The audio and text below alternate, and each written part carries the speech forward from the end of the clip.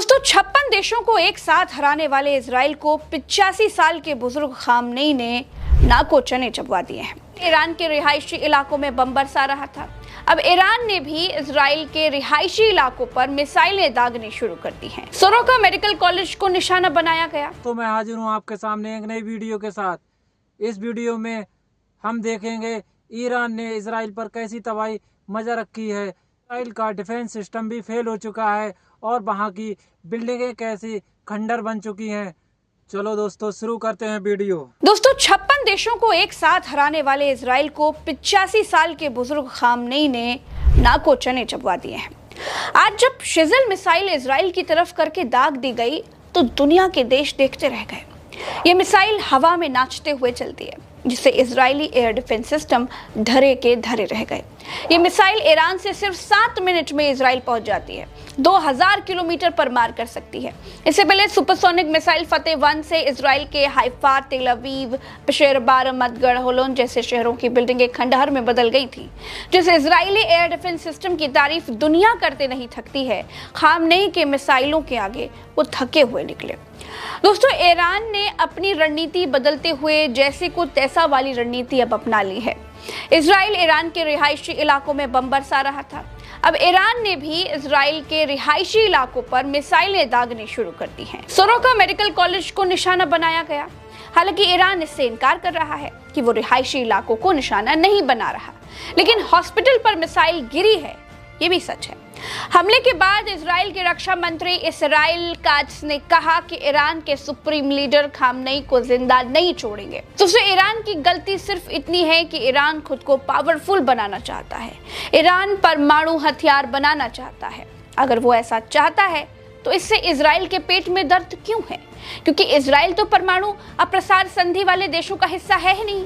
अंतरराष्ट्रीय परमाणु ऊर्जा एजेंसी यानी कि IAEA का भी कोई सदस्य नहीं है। वो खुद इजराइल ने भी चोरी से परमाणु बम बनाया है और ईरान पर हमला कर रहा है ये कहकर कि वो परमाणु बम नहीं बना सकता। ईरान ने ठान लिया है कि इस बार इजराइल के होश ठिकाने लाने पड़ेंगे। अब हालात दोस्तों ऐसे हो गए हैं कि इजराइल को बचाने के लिए अब अमेरिका को आना ही पड़ेगा। ईरान को संभाल पाना इजराइल के बस की बात नहीं है।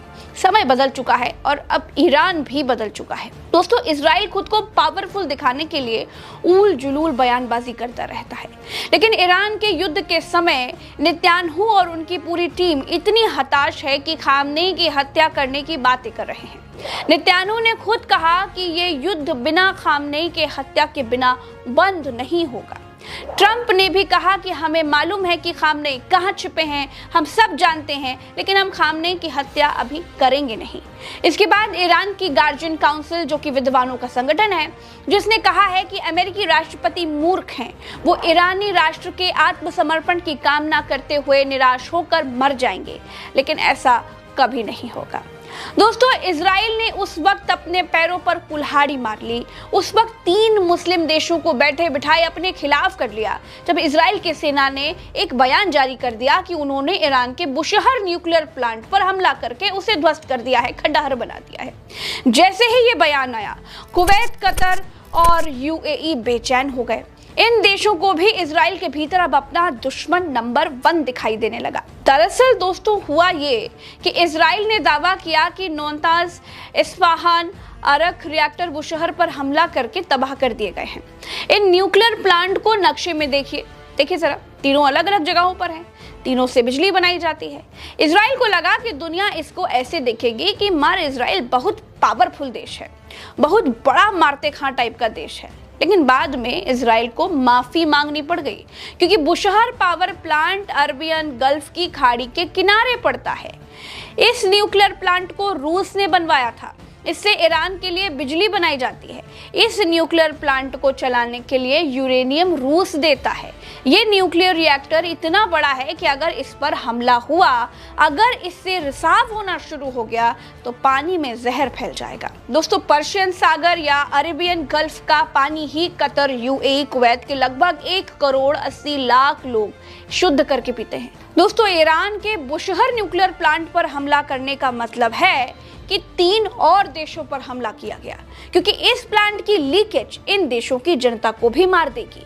रूस ने कहा कि अगर ईरान के बुशहर प्लांट पर हमला किया तो ठीक नहीं होगा। यूक्रेन के चेर्नोबिल में 26 अप्रैल 1986 को परमाणु ऊर्जा संयंत्र के रिएक्टर नंबर 4 में विस्फोट हो गया था। इससे भारी मात्रा में रेडियो एक्टिव फैल गया था। यह घटना नागासाकी और हिरोशिमा में परमाणु बम गिरने से 400 गुना ज्यादा बड़ा था। लाखों लोग विस्थापित किए गए थे। इजरायली सैन्य अधिकारी ने कहा कि एक सैन्य प्रवक्ता द्वारा दिन में पहले ये कहना एक गलती थी कि इजराइल ने ईरान में बुशहर परमाणु स्थल पर हमला कर दिया है। हमने केवल ईरान के नौताज, इस्फहान और अराक परमाणु स्थलों पर हमला किया है। दोस्तों, बुशहर न्यूक्लियर रिएक्टर पर हमलों का मतलब है हवा और पानी को दूषित कर देना, साथ ही खाड़ी देशों पर हमला करना। कतर के प्रधानमंत्री ने चेतावनी दी है कि ईरान की परमाणु सुविधाओं पर हमला खाड़ी के पानी को पूरी तरह से दूषित कर देगा और कतर, यूएई और कुवैत में जीवन को खतरे में डाल देगा।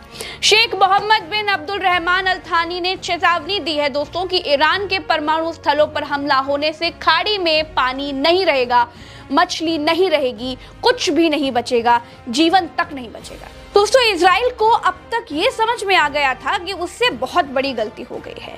उसने अपने ही पैरों पर कुल्हाड़ी मार ली है। उसने अनजाने में दूसरे मुस्लिम देशों को चुनौती दे दी है और इस चुनौती पर इजराइल टिक नहीं पाएगा, इसे झेल नहीं पाएगा, क्योंकि वो पहले से ही ईरान को नहीं झेल पा रहा है और जल्द से जल्द अमेरिका को युद्ध में आने की विनती कर रहा है। तो दोस्तों, फिलहाल के लिए इतना ही। देखते रहिए क्या कुछ हो रहा है। ईरान इजराइल वॉर पर हम लगातार तमाम अपडेट्स आपको देते रहते हैं, तमाम डेवलपमेंट्स आपको बताते रहते हैं। सही और सच्ची खबरों के लिए आपके अपने चैनल को सब्सक्राइब करिए, वीडियो को शेयर कीजिएगा। नमस्कार। वीडियो कंप्लीट हो चुकी है और आपने देखा है इस वीडियो में इजराइल ने 3 मुस्लिम कंट्रियों को अपना दुश्मन बना लिया है। आपको ये वीडियो कैसे लगी और कमेंट बॉक्स में अपनी राय जरूर दें। नेक्स्ट वीडियो में।